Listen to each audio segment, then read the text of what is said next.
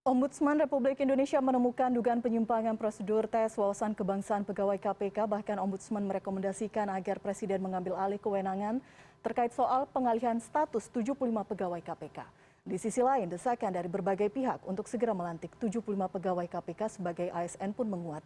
Kita akan membahasnya bersama dengan anggota Ombudsman Republik Indonesia, Robert Naendi Jaweng. Selamat malam, Pak Robert. Selamat malam, Mbak Elvira. Apa kabar? Alhamdulillah, baik Mbak, sehat selalu. Salam sehat ya. Salam sehat, sehat-sehat juga. Semoga tamu saya yang lain malam hari ini Profesor Azumardi Azra, mewakili Koalisi Guru Besar Anti Korupsi. Assalamualaikum, selamat malam Prof. Waalaikumsalam warahmatullahi wabarakatuh. Selamat malam Mbak Elvira, Mbak Robert, dan Mas Taufik Basari. Baik, dan anggota Komisi 3 DPR RI, Mas Taufik Basari. Selamat malam, Mas Tobas. Selamat malam, Elvira. Selamat malam, Prof. Selamat malam, Bang Robert. Terima kasih Bapak-Bapak waktunya malam hari ini. Ini salah satu hal yang ramai juga dibincangkan di luar masalah pandemi ya, karena kita tahu beberapa pekan ini memang fokus masyarakat lebih banyak tersita untuk pandemi, tapi ini hal yang juga tidak boleh kita lupakan. Saya ke Prof terlebih dahulu, Prof, karena banyak kemudian berbagai pihak yang mendesak agar temuan Ombudsman ini ditindaklanjuti. Bagaimana perspektif Prof mengenai temuan Ombudsman ini? Ya, sebetulnya sejak dari pertama kita memang menolak TWK ini kan, baik secara substansi maupun secara prosedural ya. Kita melihat bahwa TWK KPK itu melanggar berbagai regulasi, ada undang-undang, ada ketentuan. Jadi apa yang sebelumnya juga kita sudah menyatakan bahwa TWK ini melanggar, isinya itu melanggar banyak, cocok ya, Pancasila dengan Quran dan lain sebagainya. Jadi kita sudah meminta saya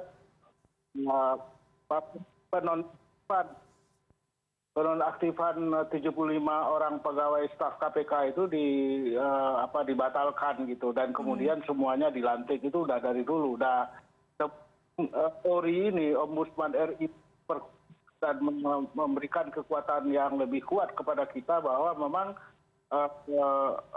TWK KPK itu memang sah dan sebagai segi prosesnya itu terjadi maladministrasi, dan kemudian substansinya juga jauh lah, menyimpang lah ya. Jadi tidak pada tempatnya. Oke, baik. Saya ke Ombudsman terlebih dahulu, Bang Robert. Mungkin sedikit disampaikan kembali, karena ini sudah beberapa hari sebenarnya disampaikan oleh Ombudsman. Ada banyak kejanggalan, ada banyak dugaan penyimpangan. Salah satunya backdate kontrak swakelola antara KPK dan BKN. Runutannya bagaimana saat itu proses Ombudsman sehingga akhirnya temuan ini disampaikan ke publik? Ya, malam Mbak Elvira. Tadi Ombudsman itu dapatkan laporan atau pengaduan dari 75 pegawai KPK melalui kuasa hukum mereka ya. Dan selama 2 bulan setelah kami melihat legal standing ini penting karena ini yang menjadi pertanyaan publik hari-hari ini, baik terkait kedudukan hukum kami sebagai pemeriksa, Ombudsman sebagai lembaga pengawas pelayanan publik, maupun pihak terlapor, pihak pelapor dan sebagainya. Dan kemudian setelah semuanya dilihat tepat gitu, kami kemudian menindaklanjuti dengan pemeriksaan selama kurang lebih 2 bulan kami bekerja gitu. Dan tanggal 16 Juli kemarin laporan akhir sudah kami sampaikan kepada para pihak ya, terutama adalah pihak terlapor dalam hal ini KPK dan BKN, tetapi juga karena selain tindakan korektif yang kami sampaikan ke 2 lembaga itu, kami juga menyampaikan saran kebijakan, saran perbaikan kepada atasan dari 2 lembaga itu, yaitu adalah Presiden. Maka kami juga berkirim surat, juga menyampaikan laporan akhir tulisan kepada Bapak Presiden. Nah, ini proses yang sudah dilalui kurang lebih 2 minggu kurang gitu ya. Dan hari-hari ini sesungguhnya Ombudsman sedang bekerja dalam kerangka resolusi monitoring. Ombudsman itu tidak berhenti pada selesainya laporan gitu.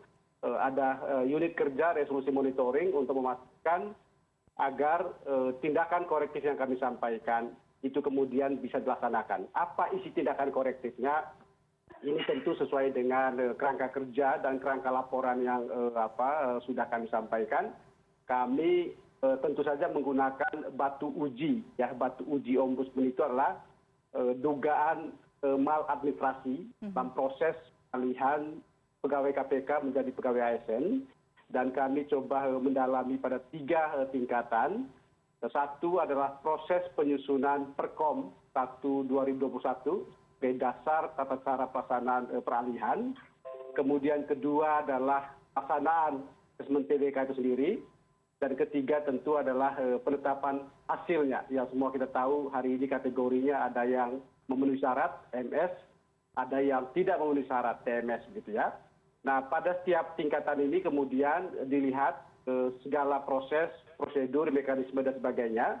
Dan saya kira sebagaimana yang sudah menjadi temuan umum, sudah menjadi bacaan publik begitu, bahwa pada 3 tingkatan ini terjadi penyimpangan prosedur, kemudian penyalahgunaan wewenang, ada juga terkait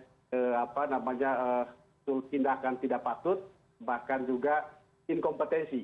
Nah, di soal pelanggaran prosedur ini terutama terkait ketika penyusunan Perkom itu terkait dengan proses pengharmonisan, ya, yang kemudian juga di proses yang sama ada tanganan berita acara pengharmonisan oleh mereka yang sama sekali tidak hadir di ruangan itu, yang kemudian menyalahgunakan kewenangan yang mereka peroleh, menandatangani sesuatu yang justru mereka tidak ikut. Dan jangan lupa, meskipun ombudsman itu hanya bergerak dalam pagar atau koridor kami soal proses atau soal maladministrasinya, tetapi kalau kita mau mendalami sedikit soal substansi, ini adalah proses harmonisasi di tanggal 26 Januari ini adalah tanggal yang sangat krusial. Karena proses harmonisasi sebelumnya itu selain tentu seperti yang sudah kita tahu dihadiri oleh para pihak yang tepat, dalam hal ini adalah para perancang, dan kemudian isu atau klausul TWK sama sekali belum muncul. Di proses harmonisasi terakhir ini di tanggal 26 Januari, sehari sebelum itu diundangkan, itu adalah tanggal di mana terkait TWK itu muncul. Dan saya harus gunakan istilah resmi yang dipakai di notulen rapat, disisipkan klausul terkait asesmen TWK. Jadi ada 2 hal yang perlu didalam di sini. Satu adalah soal ketidaktepatan prosesnya sendiri, pengharmonisasian yang dihadiri oleh mereka yang mestinya tidak ada di forum itu, dan juga ditantangani oleh mereka yang mestinya hadir di forum itu, ya. Tapi sebaliknya justru yang terjadi. Kemudian kedua adalah secara substansi, ini adalah tanggal di mana penyisipan terjadi, penyisipan terkait dengan klausul TBK itu, yang sama sekali selama berbulan-bulan dalam rapat sebelumnya klausul itu tidak muncul, ya. Nah, ini di tahapan proses penyusunan, kemudian di tahap masih banyak sesungguhnya, tapi saya menyebut beberapa contoh saja. Di tahap pelaksanaan TWK-nya sendiri, kita semua tahu karena ini diselenggarakan oleh KPK bekerjasama dengan BKN, maka kemudian tentu harus ada kerangka kerja yang disepakati. Kerangka kerja ini dituangkan dalam MOU dan perjanjian kerjasama, kontrak sepak lola kalau bahasa resminya, gitu. Dan ini justru baru dibuat dan ditandatangani itu di tanggal 27 April 2021, tetapi kemudian dimundurkan, yang semua kita sudah tahu, dimundurkan ke bulan Januari. Dan cilakanya lagi justru pelaksanaan dan TBK-nya sendiri itu diadakan di tanggal 9 Maret. Jadi ada 2 problem, satu tanggal yang dimundurkan, dan kemudian kedua adalah pelaksanaan kerja itu sendiri berarti memang belum berdasarkan kerangka kerja yang sudah disepakati baik MOU maupun kontrak sepak lolanya. Ini di tahap pelaksanaan, dan kemudian di tahap penetapan hasil juga penting saya sampaikan juga Mbak Elvira bahwa Mahkamah Konstitusi jauh-jauh hari sebelumnya sudah menyampaikan pertimbangan dalam putusan MK, ya, yang semua jelas bahwa proses ini tidak boleh merugikan hak pegawai KPK untuk jadi ASN, dan desainnya memang ke arah sana. Dan kemudian kedua adalah pernyataan Presiden di tanggal 17 Mei 2021, ya, yang mendorong KPK dan BKN untuk menjadikan hasil dari tes ini, hasil TWK ini sebagai dasar pembinaan, gitu ya, sebagai dasar untuk melakukan peningkatan kualitas wawasan kebangsaan. Kalau memang kita terima ya hasil itu ya, terlepas dari perdebatan soal itu, tapi oke, kita ambil itu. Ini harus jadi dasar untuk perbaikan ke depan gitu. Dan tentu juga terkait dengan isi dari Undang-Undang 19 2019 maupun PP 41 dan terutama dari pihak Ombudsman ya, terkait dengan temuan maladministrasi yang kalau disebutkan jumlahnya banyak sesungguhnya yang ada di laporan itu. Maka kemudian sesuai dengan kewenangan yang diberikan oleh Undang-Undang 37 2008 tentang Ombudsman dan Undang-Undang 25 tentang pelayanan publik, maka Ombudsman menyampaikan 4 tindakan korektif yang kemudian salah satu yang penting buat kami adalah karena memang undang-undang ini memberikan kewenangan kepada Ombudsman untuk membuat keputusan terkait rehabilitasi bahkan ganti rugi sesungguhnya, Mbak Elvira, juga kita diberikan kewenangan itu. Maka kita meminta agar sebelum 30 Oktober 2021 ini 75 pegawai KPK hari ini sudah dibagi dalam 2 kategori itu ya, PNS yang melakukan diklat atau melaksanakan diklat dan PNS yang diberhentikan secara hormat itu dialihkan statusnya dari pegawai KPK menjadi pegawai ASN. Itu poin yang sangat penting kepada Bapak Presiden. Kemudian kita sampaikan karena ini soal kepegawaian, ya soal ASN, kita semua tahu bahwa komando tertinggi dalam hierarki manajemen kepegawaian kita itu adalah Presiden, begitu. Maka tentu harapan ideal kami, Mbak Elvira, bahwa ini berhenti atau selesai di KPK dan di BKN. Itu yang paling baik. Tetapi bila ternyata tindakan korektif itu tidak dilaksanakan secara signifikan oleh KPK atau oleh BKN, maka kemudian kami berharap, ya, karena ini saran ya, berharap tidak mendesak-desak ini, apalagi mengintervensi Presiden. Kami berharap Bapak Presiden menjadikan laporan akhir yang sudah kami sampaikan kepada beliau sebagai dasar untuk mengambil kebijakan. Kebijakan apa? Tentu dengan poin yang sudah kami sampaikan, mengambil alih proses penetapan kebijakan terkait dengan status dari 75 pegawai KPK itu. Oke. Itu, Mbak Elvira. Oke, baik. Nanti kita akan mendapatkan perspektif juga dari anggota Komisi 3 DPR, Mas Taufik Basari. Apakah kemudian langkah selanjutnya seperti yang tadi disampaikan oleh Ombudsman, apakah memang Presiden yang kemudian harus turun tangan atau bagaimana gambaran dari Komisi 3? Usai jeda kami akan kembali sesaat lagi.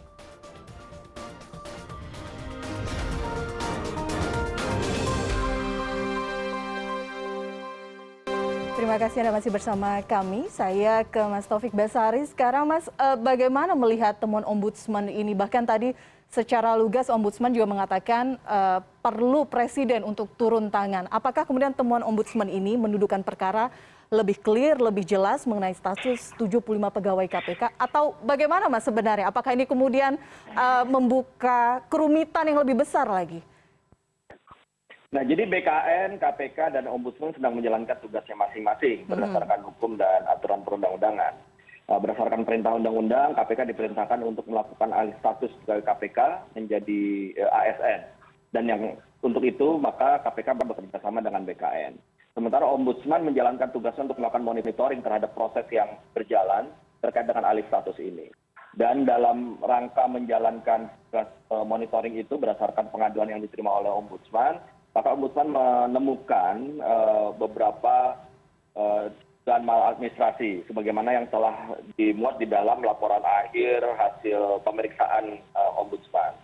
Nah, artinya berdasarkan temuan itu dan masukan dari Ombudsman, maka KPK dan BKN harus menjadikan temuan tersebut untuk melakukan tindakan-tindakan korektif secara administrasi terhadap hal-hal yang telah dilakukan. Ya. Kita harus sama-sama menghormati tiap kewenangan masing-masing. Ya. Ketika ada tindakan korektif ini, karena KPK dan BKN juga punya tugas untuk menjalankan proses ini dengan prinsip-prinsip good governance, maka sebaiknya apa yang sudah diberikan masukan oleh Ombudsman dijalankan. Dan menurut saya saat ini Ombudsman mungkin sedang melakukan koordinasi juga dengan KPK dan dengan BKN saya harap hasil koordinasi tersebut dengan masukan-masukan yang sudah disampaikan itu bisa ditindaklanjuti dengan baik. Harapannya tentu akan selesai dari hasil tersebut. Tapi yang jelas kita sama tadi seperti yang disampaikan oleh Bang Robert, tentu kita tidak berharap ini sampai berlarut-larut ya.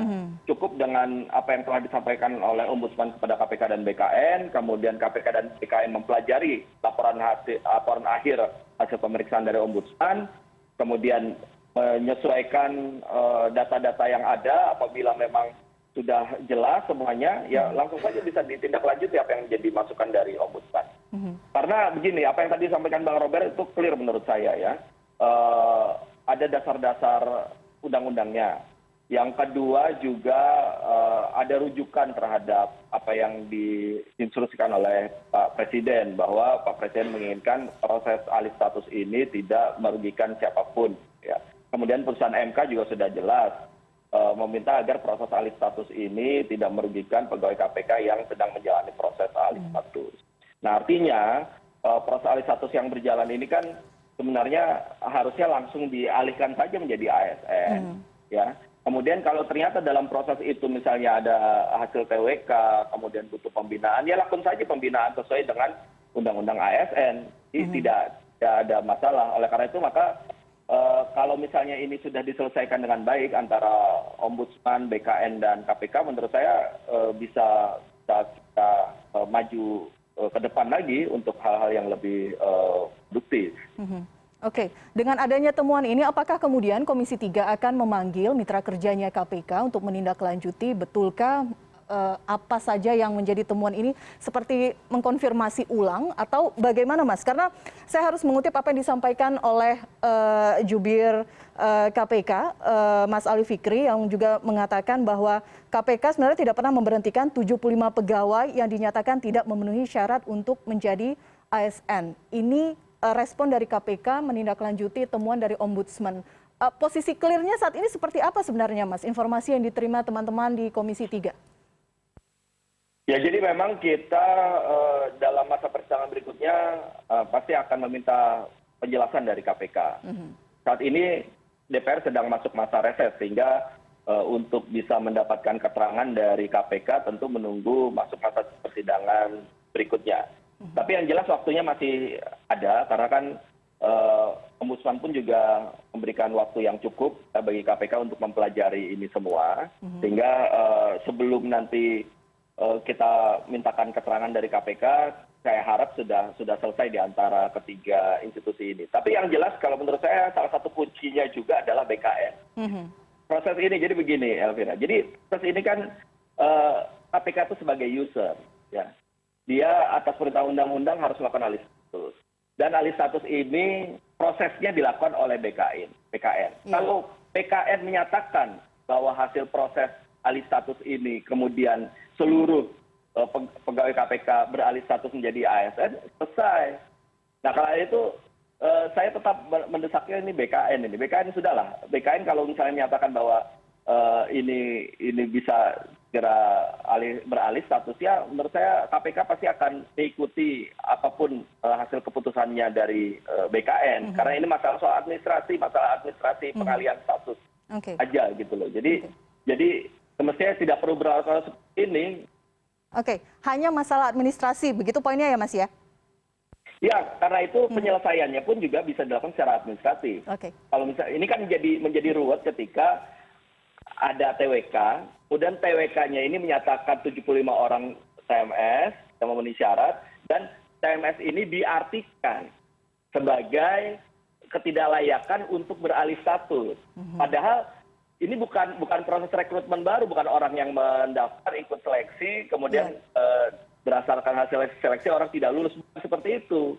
Tapi ini adalah alih status yang kemudian ada proses-proses mungkin ingin tahu latar belakang dari masing-masing orang, ya alih statusnya tetap harus berjalan. Tapi apakah nanti perlu ada pembinaan berdasarkan hasil tes wawasan kebangsaan itu urusan lain, itu bisa mengikuti proses pembinaan yang didasarkan pada Undang-Undang ASN misalnya. Jadi sebenarnya kalau saja pihak ini bisa mengikuti alur proses administrasi ini dengan tepat, ya sesuai juga dengan temuan dari ombudsman, menurut saya ini bisa diselesaikan. Saya yakin dan optimis ini bisa selesai ke depan. Oke, baik. Saya ke Prof. ingin minta tanggapannya. Seharusnya ini tidak berlarut-larut, hanya masalah administrasi, ada BKN juga di sana. Tapi juga saya ingin menyampaikan bahwa ada temuan dari Dewas KPK yang menyatakan tidak ada potensi pelanggaran kode etik. Tapi kemudian ada temuan yang berbeda dari Ombudsman. Ada tanggapannya, Prof? Saya kira kalau dari Dewas sendiri, saya kira ada konflik of interest ya. Jadi bukan sebuah kekuatan yang memang independen vis-a-vis KPK-nya sendiri. Jadi kita nggak bisa memegangi Dewas itu. Nah, saya ingin mengatakan bahwa KPK dan BKN seharusnya berhenti lempar batu sembunyi tangan. Jadi pernyataan dari juru bicara KPK tadi itu adalah seperti sembunyi lempar batu sembunyi tangan. Jadi saya kira sebaiknya KPK menghentikan kegaduhan ini dengan kemudian menyelesaikan 75 orang ini untuk bisa diangkat ya, bisa dilantik seperti yang lain-lain. Jadi kalau dibilang tadi jubir KPK mengatakan kita tidak memberhentikan mereka, saya kira itulah yang disebut dengan lempar batu sembunyi tangan, mencari dalih yang saya kira nggak pada tempatnya. Karena semua yang lain dilantik, dia sendiri 75 orang itu tidak dilantik. Jadi saya kira semualah ini dihentikan kegaduhan ini supaya KPK ini bisa konsentrasi melihat, meneliti, dan kemudian mengejar koruptor yang semakin merajalela ini di masa pandemi ini. Jadi tidak usahlah berlarut-larut, diikuti saja saran ataupun keputusan ombudsman yang saya kira kuat alasannya. Jadi tinggal diikuti aja, selesai urusan ini. Tapi kalau nggak bisa jalan, ya memang kemudian Presiden Jokowi menurut koalisi guru besar ini harus bertindak ya, memanggil katakanlah KPK-nya dan kemudian BKN-nya dan pihak-pihak lainnya terlibat, dan kemudian memerintahkan supaya yang 75 ini juga segera dilantik gitu. Nah, kita kan nggak mendaki sampai sejauh itu. Sebetulnya ini masalah ini bisa diselesaikan oleh KPK sendiri ya, oleh pimpinan KPK. Jadi sebaiknya pimpinan KPK menghentikan kegaduhan ini sehingga bisa berkonsentrasi pada upaya pemberantasan korupsi. Baik, Prof, saya akan bacakan lagi statement dari juru bicara KPK Ali Fikri.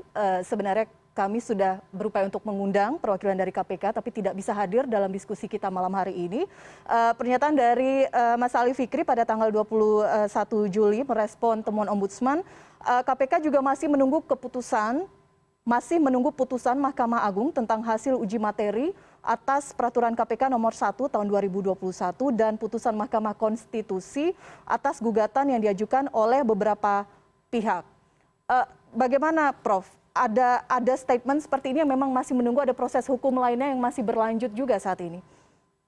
Memang sejak dari awal ya, TWK KPK ini kita kira April dan Mei ini memang saya melihat KPK tidak punya political will, tidak punya itikat baik untuk menyelesaikan masalah ini secara baik-baik ya. Kan Presiden Jokowi sendiri waktu itu sudah janganlah KPK ini dipakai sebagai satu-satunya ukuran untuk menolak katakanlah begitu staf KPK ini untuk menjadi ASN. Itu ditegaskan, tapi kan kemudian ini dijalankan oleh Ketua KPK kan, dan kemudian dia tetap melantik yang lain, yang 75 tidak. Dari 75 itu ada berapa itu 21 yang harus ikut latihan bela negara misalnya. Dalam ini kan saya kira nggak masuk akal hal-hal seperti ini, dan KPK harusnya bisa berkonsentrasi untuk urusan-urusan yang memang menjadi mandatnya ya. Jadi jangan kemudian mencari alasan yang bagi publik itu tidak masuk akal, menunggu keputusan MA dan sebagainya, itu tidak masuk akal lah gitu. Jadi sebaiknya ini segera diselesaikan sehingga kemudian Presiden juga tidak diganggu oleh kegaduhan seperti ini. Baik, Bang Robert, bagaimana Bang? Karena juga ada kritik yang menyampaikan bahwa Ombudsman telah melampaui kewenangan Ombudsman karena mendahului MA dalam penilaian adanya penyimpangan prosedur dalam proses tes wawasan kebangsaan ini. Ya, Ombudsman tidak bekerja dalam rangka melihat lembaga lain, Mbak Elvira ya, termasuk Dewan Pengawas, KPK, kemudian Komnas HAM bahkan hari ini juga sedang mendalami dan memeriksa terkait di pelanggaran dari sisi HAM.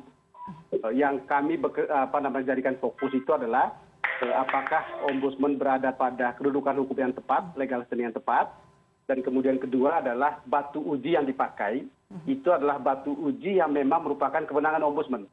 Akan salah kalau kemudian ombudsman misalnya itu menguji dari sisi ada tidaknya tindakan pidananya, ada tidak pengungkapan motifnya. Kemudian akan salah kalau kemudian melihat apa yang menjadi substansi dari pertanyaan-pertanyaan. Ombudsman tidak, itu saya ketika pemeriksaan mendalami banyak hal. Tetapi kembali bahwa yang dipakai ketika menyusun laporan dan yang dipakai ketika menyusun tindakan korektif yang disampaikan, itu sepenuhnya berada dalam kerangka atau koridor kewenangan ombudsman. Jadi kalau kemudian misalnya ada proses di Mahkamah Agung, di Mahkamah Konstitusi dan sebagainya, ya, atau di Komnas HAM hari ini, ya silakan saja itu berjalan sesuai dengan koridor masing-masing. Yang pasti ombudsman tidak dalam posisi untuk mengomentari apapun hasil dari para pihak yang lain.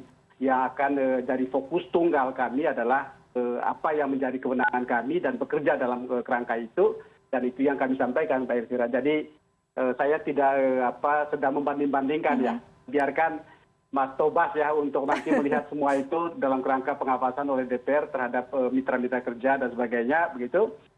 Kami ya bagian di dalam itu hanya fokus pada apa yang menjadi kewenangan yang diberikan oleh undang-undang 37 maupun Undang-Undang 25. Jadi clear untuk kami, Mbak Elvira ya. Karena yang dilihat memang soal sisi maladministrasinya. Baik. Oke. Apakah clear juga komunikasinya dengan KPK dan BKN setelah adanya temuan ini dirilis beberapa hari yang lalu? Kita akan berbincang usai jeda, tetap bersama kami di CNN Indonesia Newscast.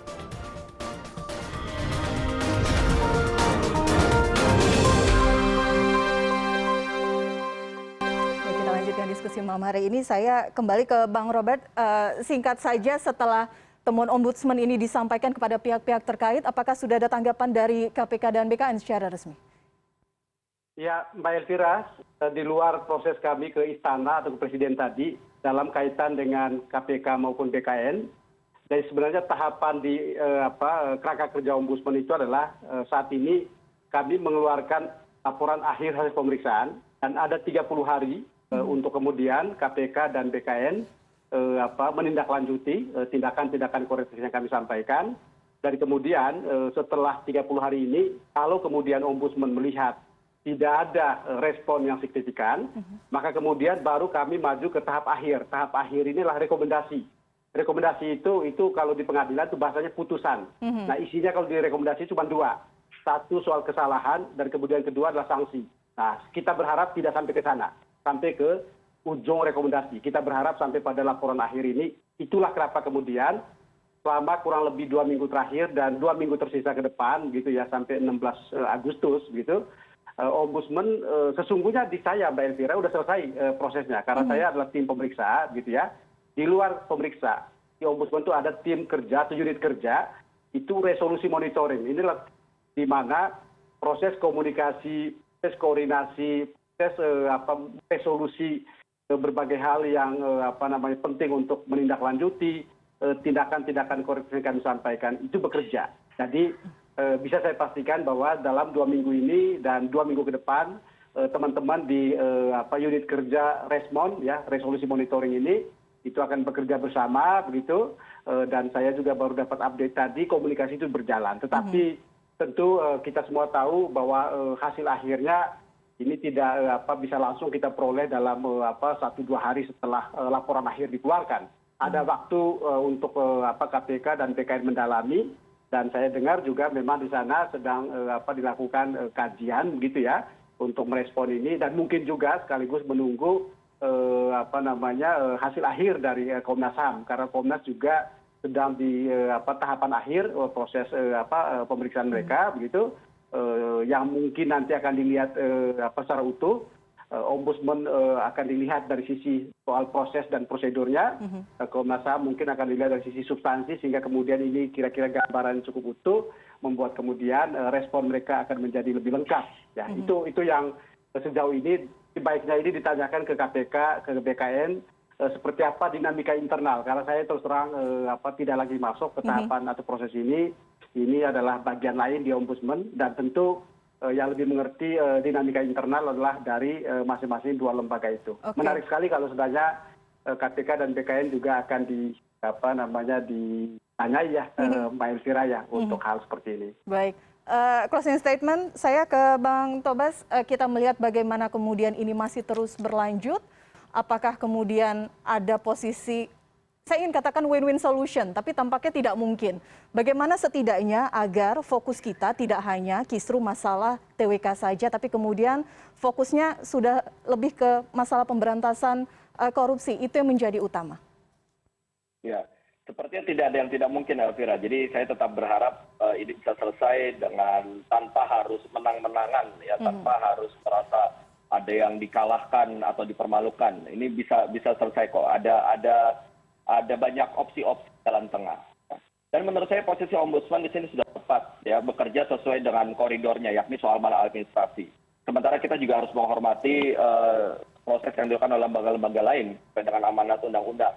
Putusan Dewan Pengawas kita harus hormati, rekomendasi Komnas HAM nanti kalau sudah selesai pun kita harus hormati, putusan MK yang sudah ada yang juga menjadi rujukan ini pun juga harus kita hormati, ya, terkait dengan tidak boleh ada kerugian dari alih status ini, ataupun juga putusan MA nantinya yang sedang berjalan pun juga harus kita hormati. Artinya ini adalah bagian dari upaya kita untuk mendorong good governance itu tadi. Semua berjalan sesuai dengan kewenangannya masing-masing, semua menghormati hasil proses yang dijalankan oleh lembaganya masing-masing, dan juga kita punya semangat untuk membereskan apabila ada hal-hal, ada temuan-temuan, ada hasil monitoring, ada catatan-catatan, ada masukan-masukan untuk melakukan perbaikan. Dan saya meyakini bahwa BKN dan KPK kalau punya semangat yang sama untuk memperbaiki bangsa ini, untuk menjalankan proses good governance, insya Allah mudah-mudahan akan ada hasil yang baik dan solutif. Oke, baik. Prof, saya meminjam tadi statement dari Bang Tobas, jalan tengah begitu ya, jadi tidak mungkin win-win solution, tapi jalan tengah. Closing statement, bagaimana kemudian kita bisa menemukan, melihat jalan tengah ini dalam beberapa pekan ke depan, Prof? Ya, saya kira jalan tengah itu adalah dengan KPK melantik yang 75 itu jalan tengahnya. Sebab kalau tidak dilantik dan kemudian akhirnya seperti yang direkomendasi dan juga himbauan publik termasuk dari koalisi Guru Besar Anti Korupsi supaya presiden turun tangan, ya kan, tidak yang harus turun tangan menyelesaikan masalah ini karena gaduh yang berlarut-larut seperti ini yang mengganggu macam-macam lah, mengganggu konsentrasi pada COVID-19, kemudian juga mengganggu pelaksanaan bantuan sosial, ya, yang sudah banyak korupsi di sana sini, ya, misalnya. Jadi ini mengganggu betul, ya. Jadi oleh karena itu win-win solution itu tidak ada yang lain kecuali Ketua KPK melantik yang 75 itu selesai.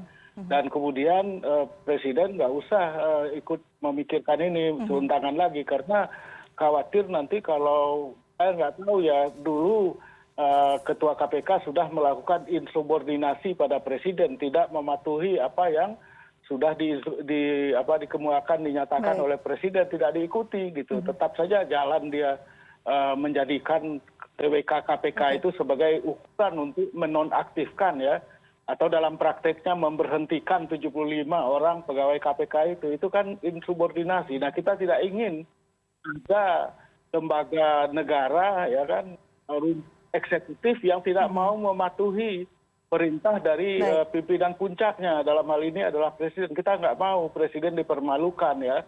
Jadi untuk itu ya jalan satu-satunya yang merupakan win-win solution itu, enak sama enak itu, ya sudah 75 orang itu dilantik gitu. Selesai urusannya, nggak usah berpanjang kata lagi gaduh di dalam kehidupan publik gitu. Baik, Prof, harapannya memang demikian, tidak ada gaduh lagi sehingga fokusnya adalah fokus kerja bersama untuk pemberantasan korupsi. Terima kasih Prof, waktu Anda malam hari ini. Bang Robert, terima kasih.